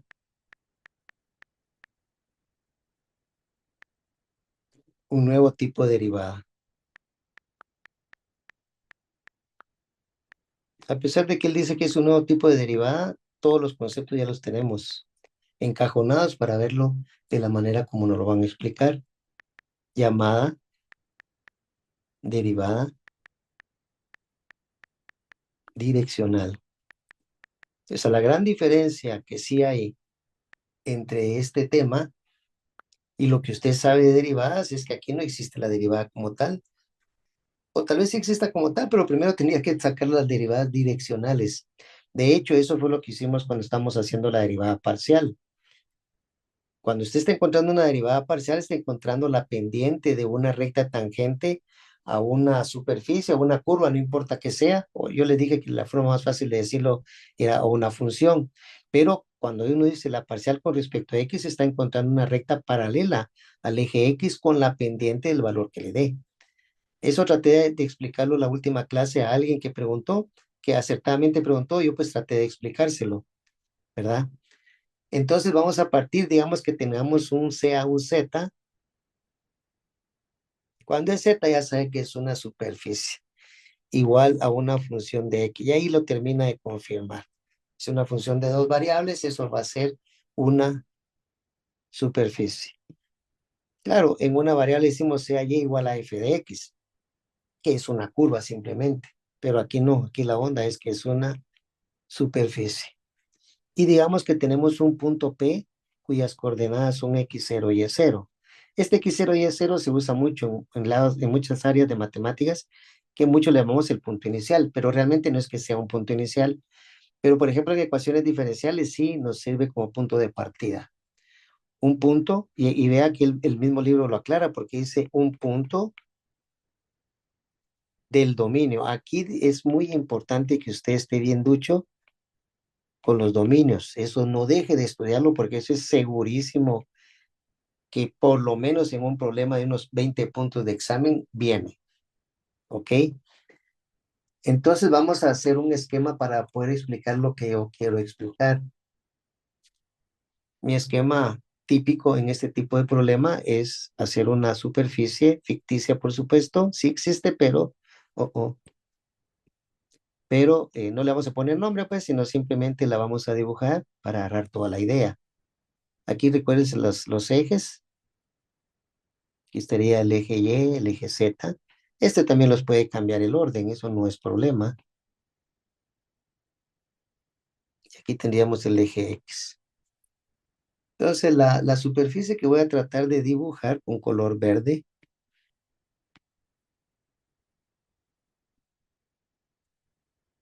podría ser algo así. Solo voy a contar cuadritos. 1, 2, 3, 4 acá. Y tal vez unos 2, 3, 4, 5 acá. Entonces, y le hago una medio curva así bonita. Y hago lo mismo en todos. Aquí solo va a marcar 3. Y aquí pues ni modo apuntar los 2 puntos. Ahí solo está dibujada en el primer octante. Ahora viene una cosa interesante. Vamos a definir un vector U que va a partir del origen, porque todos los vectores normalmente parten del origen. Ahí estaría bien. Este va a ser un vector U. Como nosotros ya vimos bastante espacio vectorial en la primera parte, todo se nos va a hacer un poco más fácil y aquí posiblemente ahorre tiempo. Ahora voy a pasar un plano, oiga bien, voy a pasar un plano que sea, digamos, paralelo a este vector U. Entonces, si lo paso, no, probablemente me quede una situación muy aproximada, porque ni modo, este es un dibujo y es a mano alzada, entonces no es como hacer uno un dibujo. Si es un plano, tiene que ser recto ahí. Y aquí es donde viene la parte importante, lo voy a poner con rojo para recordarle a usted que tiene que ser paralelo a este vector. El corte de él, corte acá, va a ser paralelo al vector U. Entonces lo voy a poner aquí con rojo y lo voy a aproximar lo más que pueda. Tal vez ahí se nota bastante el paralelismo. Entonces la curva solo juntamos los 2 puntos, dándole una curvita pues para dar la idea de la tridimensionalidad. Ahí está un plano que está cortando a la superficie y que él es paralelo a U. Y aquí nuevamente siempre le llamamos el ángulo teta, como lo hacíamos en coordenadas cilíndricas. Y el punto famoso,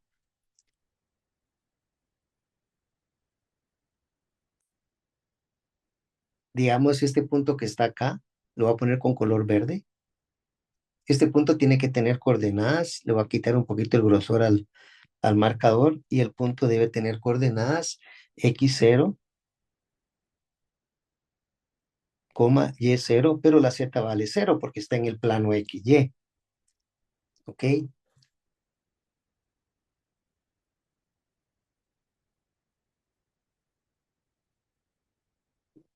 Ahora trazo una línea, la voy a hacer ahorita corrida y después la punteo. Y entonces si la subo, ese punto va a tocar aquí a la curva. Y ese punto va a tener coordenadas. Lo voy a poner aquí afuera por el espacio. Este sí va a tener coordenadas. P va a ser, llamémosle P1, o llamémosle Q mejor.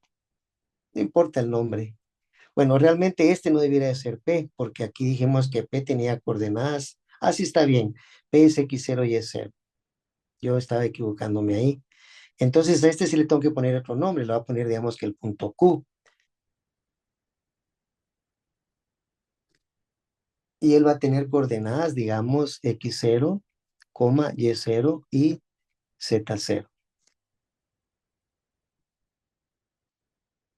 Lo que está ahí dibujado con el color verde, o sea, lo que hay de aquí hasta arriba, eso es exactamente Z0.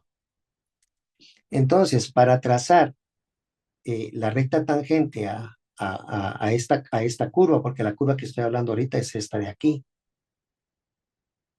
uno siempre utiliza un punto R, digamos, un punto extra, digamos por acá, y lo que hace es una recta secante, o sea que tiene que tocar los 2 puntos, pero no va a ser tangente. El dibujo no me ayuda, pero más o menos ahí estaría. Si quiere, le voy a hacer un suchinchón a la curva para que usted logre visualizar que la curva está arriba, pues, de la recta esa. Entonces, lo que uno va haciendo es que va acercando el punto R al punto Q, de tal manera que cuando la acerca, el punto R y el punto Q van a ser el mismo, y entonces seguro que va a tener una recta tangente. Esta última parte yo la trato de explicar de esta manera también. Digamos, lo que voy a dibujar ahorita, este que estoy dibujando ahorita, es aquí en el dibujo lo que está de aquí para acá. Por supuesto está más pequeño. Aquí voy a dibujar el que está inclinado. Lo hice muy grande, pero sería este rojo que está acá. ¿Ok? Y entonces el punto X0 y Y0 estaría, digamos que por acá.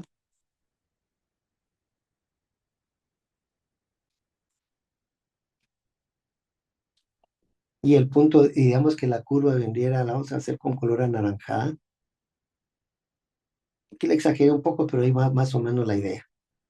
Entonces aquí vendría el punto que les dibujé arriba como X0, Y0, Z0. Y entonces el famoso punto R estaría más o menos por acá. Y entonces aquí se va a ver un poco mejor la secante, porque la secante va a pasar por R y va a pasar por el punto verde. Ahí sí, un poquito exagerado, ¿no? Entonces lo que uno hace es que este punto lo empieza a acercar hacia el punto este X0, Y0, Z0, ¿verdad? Entonces, conforme se va acercando, esta recta que dibujé aquí con morado va a tocar solamente este punto y ese va a ser una recta tangente. Escribámoslo para que no se nos olvide lo que dije. O sea, la recta secante, la línea recta morada que está ahí es una recta secante. De la recta secante, ese es puro concepto de derivada. La recta secante se convierte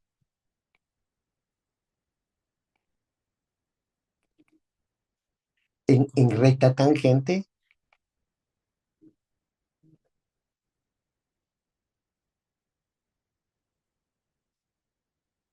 conforme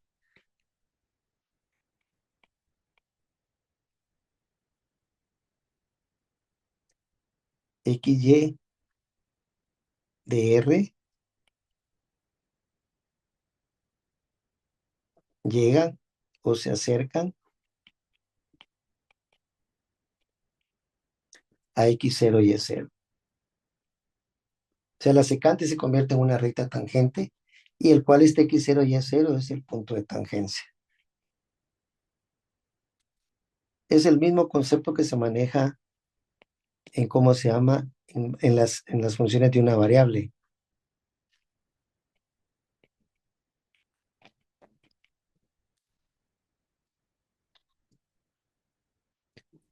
Entonces, la pendiente, como voy a otro rótulo, otro inciso, la pendiente de la recta tangente,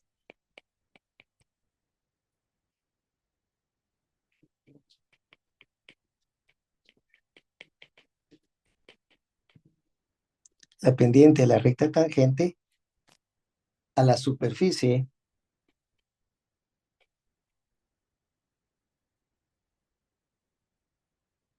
en el punto X0, Y0. Y aquí podríamos poner Z0, pero es más fácil identificarlo como F de X0, Y0, que obedece exactamente lo que dice en la figura. Y le podemos poner entre paréntesis el punto de tangencia. Por supuesto que el punto de tangencia debe pertenecer a la superficie, eso es por sentido común. En la dirección, y aquí viene la parte importante, en la dirección del vector U. Se define, oiga, se define, no es, yo lo voy a calcular, no, se define. Eso implica que usted se la tiene que aprender de memoria. Se define como la pendiente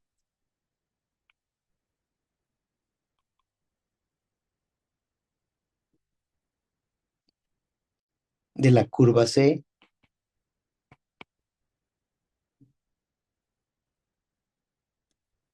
en ese punto. Voy a terminar de escribir y voy a explicar algo de lo que están hablando ellos en ese punto. La dirección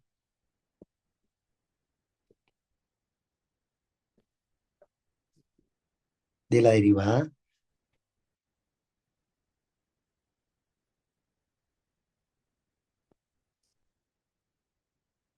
La dirección de la derivada direccional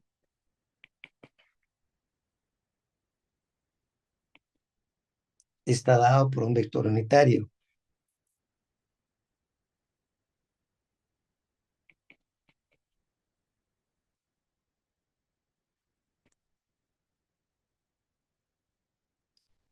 Está dada por un vector unitario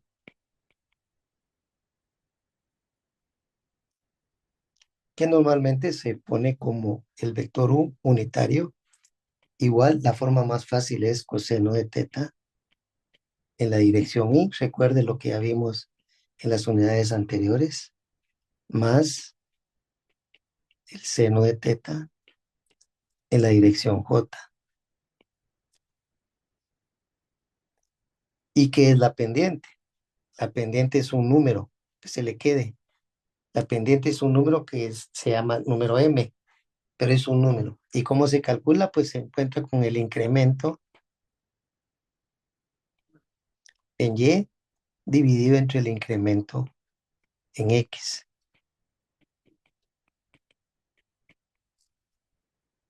De tal manera que M de XY, ese número, pero en términos de X y Y, sería igual a F de XY menos F de X0 Y0, pero todo dividido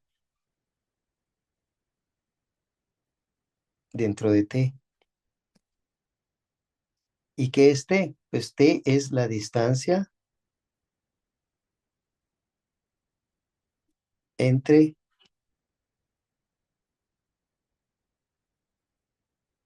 dos puntos P y Q. Por lo tanto, T es la magnitud del vector PQ.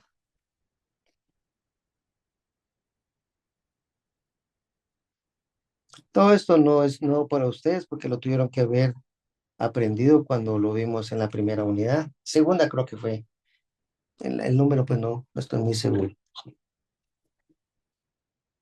Entonces, ¿qué va a pasar? Que ese número M de XY va a ser igual, a ver si me alcanza ahí la línea, de F de X0 más T coseno de teta para la X, y para la Y pues será Y sub 0 más T veces el seno de teta menos F de X0 Y0. Y todo eso dividido dentro de T. Ahora sí vamos, ya con eso tenemos la idea de cómo, de dónde viene. Pues lo voy a dejar que copie primero.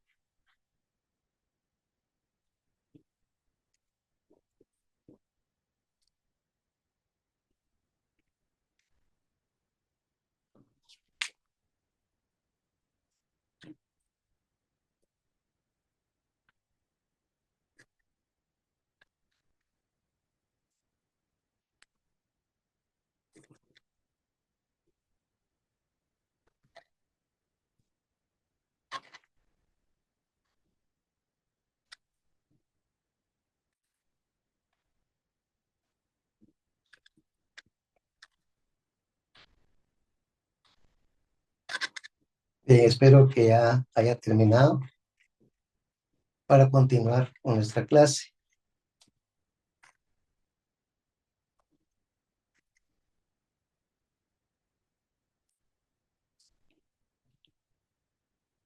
Ahora vamos a ver la propia definición o el teorema de,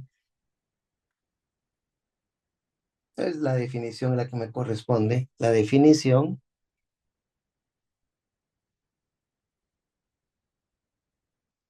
de la derivada direccional.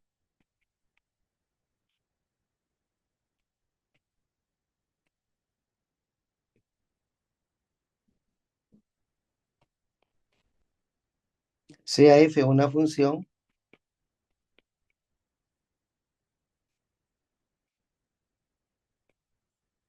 de dos variables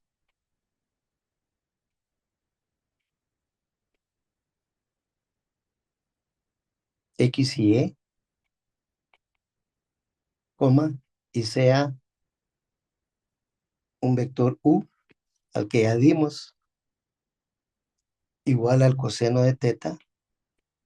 Recuerde que si no le dan el vector unitario, se lo convierte en unitario dividiendo entre su magnitud. Espero que eso lo recuerde cuando vimos algo de análisis vectorial. Y aquí vuelve a afirmar que es un vector unitario. Un vector unitario es aquel que tiene su magnitud igual a 1. Pero la forma más fácil de ponerla es así como lo escribimos ahí con rojo. Entonces dice, la derivada direccional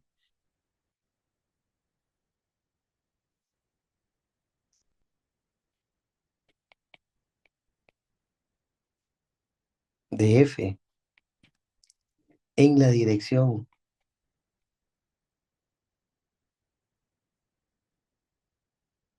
de u,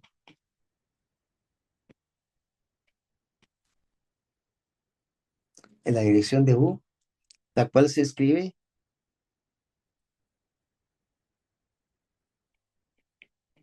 dos puntos, la derivada de la d derivada, ¿correcto? De la función, que es de dos variables, en la dirección del vector u. O sea, nosotros derivamos con respecto a x, con respecto a y. Entonces, en las funciones de dos variables no vamos a derivar con respecto a un vector unitario y vamos a encontrar esa derivada. Y esa se calcula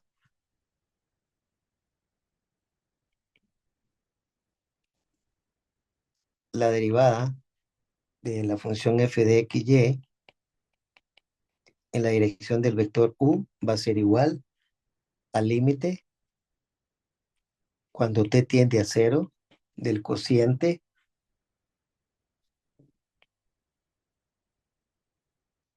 lo que pusimos ahí arriba, f de x más t coseno de teta. Arriba habíamos puesto x0 y y0, pero eso no afecta porque este es general. La otra es en un punto específico. Más t por el seno de teta menos f de xy.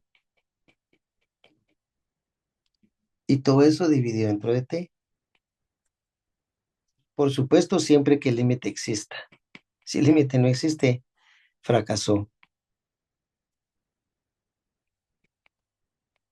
La suerte que ustedes tienen es que siempre existe el límite.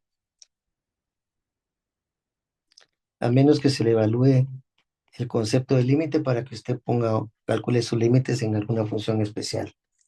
Y de aquí nace el teorema de la derivada direccional. Es un teorema. Lo voy a poner con otro color.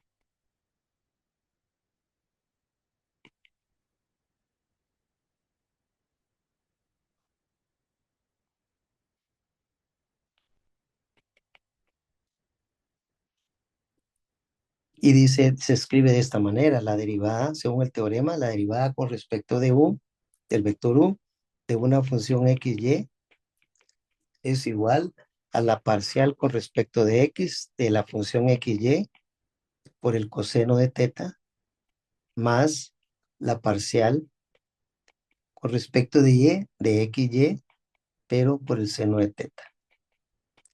Veamos un problema de aplicación para que vea cómo se calcula todo, porque no les van a dar el ángulo teta, supuestamente. Veremos qué nos podrían dar entonces.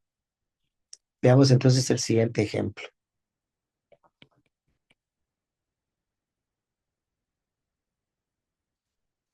Dice hallar la derivada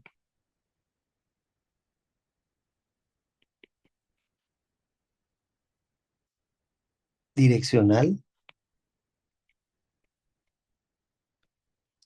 de, y supongamos que tenemos una función de xy. Vamos a poner una función bastante simple, pero no quiere decir que se pierda la calidad del ejemplo. 16 menos 4x cuadrado más 2y cuadrado en el punto 1,3. En la dirección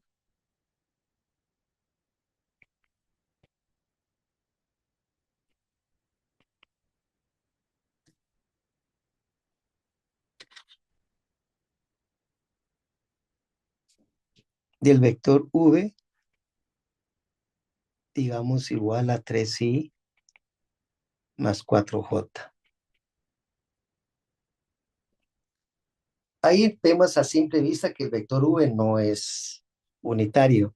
Entonces, para poder calcular el vector u que necesitamos nosotros, diríamos que el vector u va a ser igual al vector v dividido entre su magnitud.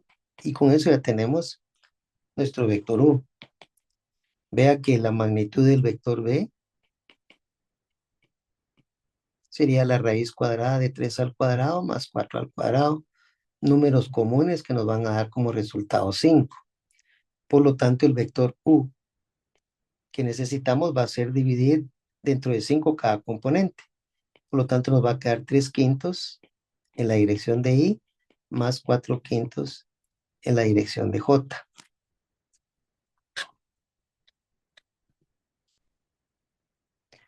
Y aquí es algo muy importante que este valor va a representar al coseno de teta.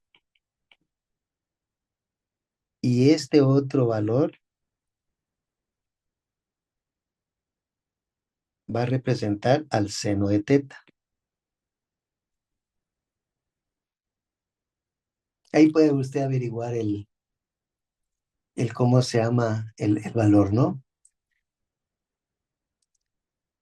Entonces, necesitamos, bueno, no hablé de algo que es importante. Aquí es importante que usted diga qué superficie es esta. Se lo dejo para que lo analice. También es importante que este punto lo sustituya aquí para ver si es cierto que nos da lo que dice aquí de fxy igual a 16 más, etcétera, ¿no? Pero bueno, lo que necesitamos para poder resolver nuestro ejemplo es esto, la derivada de u, el de la función xy va a ser igual a la parcial con respecto a x, calculémosla entonces. La parcial de f con respecto a x para nuestro problema sería, ¿alguien me puede decir cuánto valdría?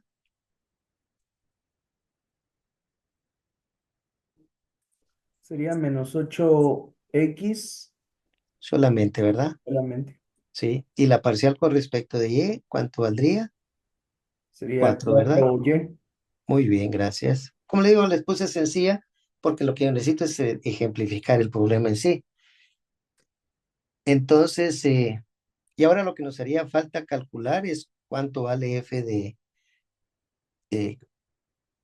veamos la fórmula, ya tenemos esto, y ya tenemos el coseno de teta y ya tenemos el seno de teta. Por lo tanto, es solo de sustituir valores y diremos que la derivada de u de la función f de xy va a ser igual a la parcial con respecto de x, que en este caso sería menos 8x por el coseno de teta, que va a ser 3/5, más la otra parcial, que es 4y, por el valor que sería 4/5. Como ven, no tuve necesidad de calcular el ángulo en sí, ¿ok? Pero la derivada, bueno, escribámosla como nos queda y después evaluamos. Va a ser menos 3 por 8, sería menos 24/5 de x, más 16/5 de y. Pero lo que necesitamos es su valor, o sea, la derivada. Y aquí yo acostumbro a ponerle aquí un palito, y aquí voy a poner el punto donde lo voy a ir a evaluar. En este caso dice que es en 1,3. Lo que estamos diciendo es que esto es lo que vale la x y esto es lo que vale la y. Por lo tanto, esa derivada se va a convertir en un número y es lo correcto. Menos 24/5 de 1 más 16/5 de 3. El resultado pues me queda menos 24/5 primero y más 48/5. Como está todo en quintos, está muy fácil operar. 8 menos 4 es 4 y 4 menos 2 es 2, positivo 24/5. Eso es lo que vale la pendiente.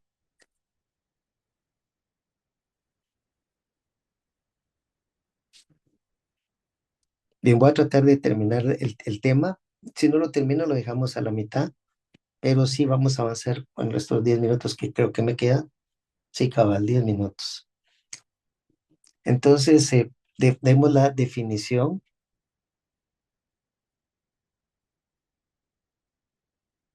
de gradiente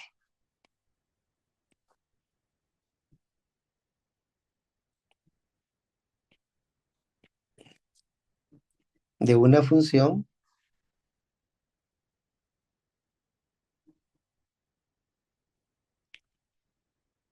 de dos variables.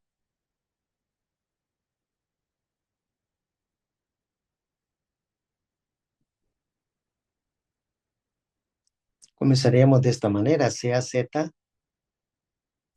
la función de esas de dos variables, tal que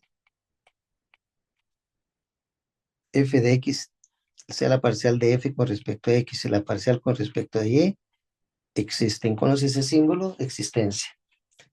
Entonces, el gradiente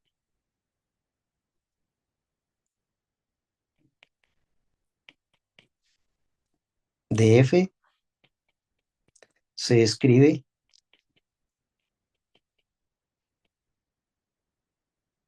este símbolo, no sé si lo conocen, pero ese símbolo es como un triángulo al revés. Nabla creo que se llama el nombre, pero el nombre no lo importa. El símbolo es el que me interesa.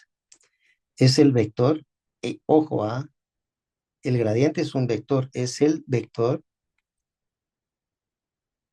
dos puntos, y cómo se calcula. No es muy complicado. El gradiente de f de x, y va a ser igual a la parcial con respecto a x de la función x, y en la dirección y, más la parcial con respecto a y de x, y, pero en la dirección j. Enciérrelo y memorícelo porque no hay otra opción.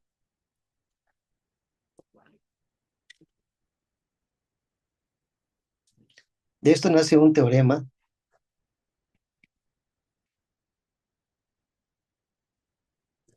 que en esencia lo que dice es que la derivada en la dirección de un vector u de f de x, y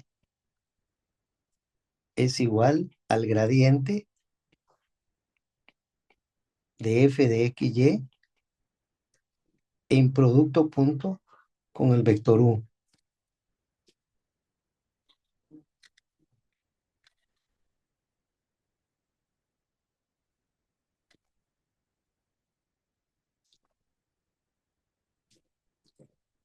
Aquí no hay nada nuevo porque f de x, la parcial de x ya la sabe, solo que va a ser en la dirección y, la dirección y en la dirección j. Esto ya lo vimos en cómo se llama cuando estábamos viendo análisis vectorial. No hay nada nuevo ahí. Y este teorema también porque dice que aquí lo más difícil sería demostrar esto, pero en este momento no es mi objetivo demostrar eso, sino mi objetivo es que se utilice de una buena manera. ¿Ok? Entonces, lo que puedo dar en este momento serían las propiedades del gradiente. Eso es mucho más importante. ¿Y qué se hace con las propiedades? La verdad es que hay que aprender las propiedades del gradiente. Tal vez no saberlas exactamente todas de memoria, pero sí entenderlas, porque posiblemente se presenten en algún momento. Por ejemplo, la primera propiedad dice que el gradiente,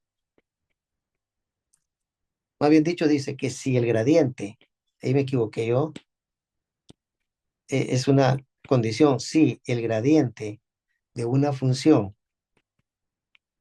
de dos variables fuera igual al vector cero, entonces la conclusión es que la derivada de u de la función xy va a ser también igual a cero, pero este cero es número.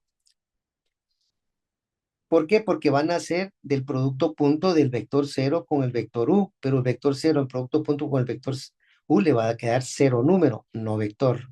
Esa es una particularidad que debe tener en cuenta en algún momento dado. Dos, la dirección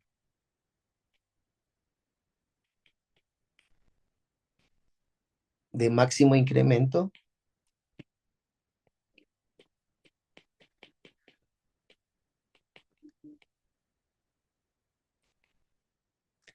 La dirección de máximo incremento de la función f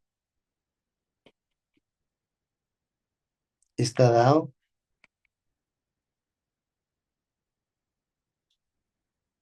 por dos puntos, perdón, está dado por el gradiente de la función xy. Y el máximo incremento es la derivada en dirección de u de f de xy es entre palitos verticales el gradiente de fxy. ¿Qué se entiende que es lo que nos están diciendo ahí? Pues lo que nos están diciendo es que como el gradiente de una función de xy, sí tuvo que haber aprendido el día de hoy que es un vector. Aquí está. El gradiente es un vector que dice cómo se calcula. Entonces, esos palitos verticales se refiere a la magnitud, porque es la magnitud de un vector. No es valor absoluto, por ejemplo.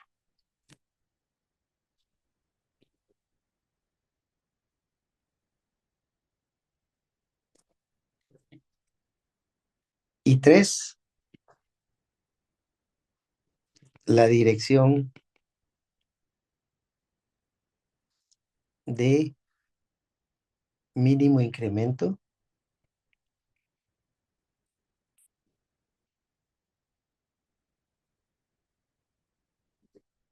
de f está dada o está dado por menos el gradiente de fxy. El signo negativo lo que hace para un vector es que le cambia su dirección. Y ese valor mínimo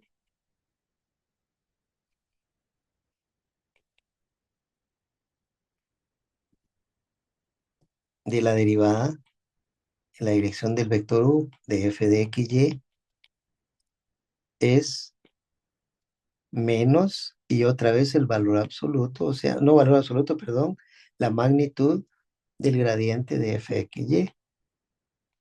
Es el que está opuesto a él, el máximo, y el opuesto sería el mínimo.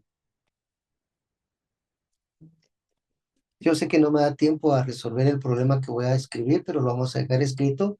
Y si usted quiere investigarlo, pues investíguelo. De todas maneras, en la próxima clase, si Dios me lo permite, yo se lo voy a resolver. Este es un problema que está en este tema como el número 5. Y dice lo siguiente, la temperatura, le voy a robar tal vez un par de minutos, oye, discúlpenme. La temperatura en grados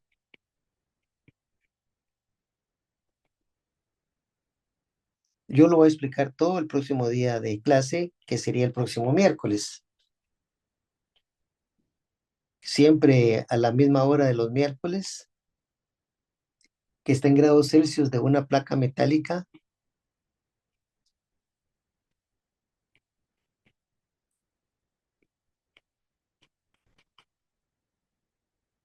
es dos puntos.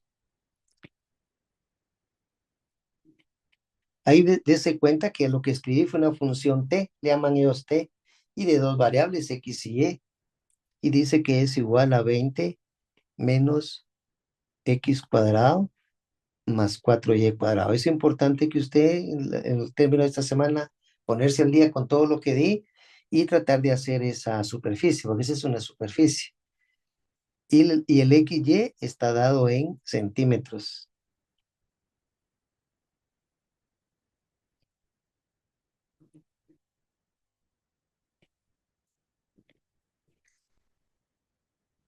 La pregunta A del problema dice, ¿en qué dirección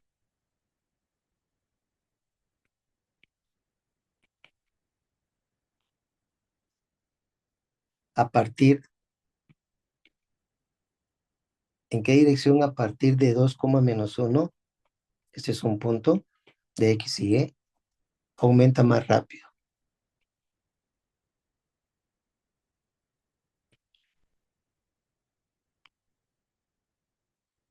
la temperatura?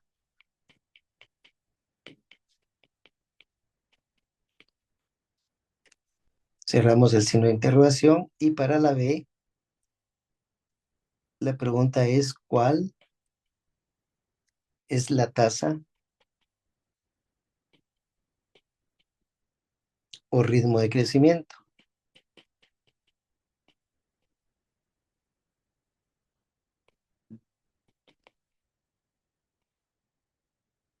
Bien, como les ofrezco para el día próximo de clase, que sería el miércoles, estamos de acuerdo todos, ¿verdad? Que es el miércoles a las 10 de la noche.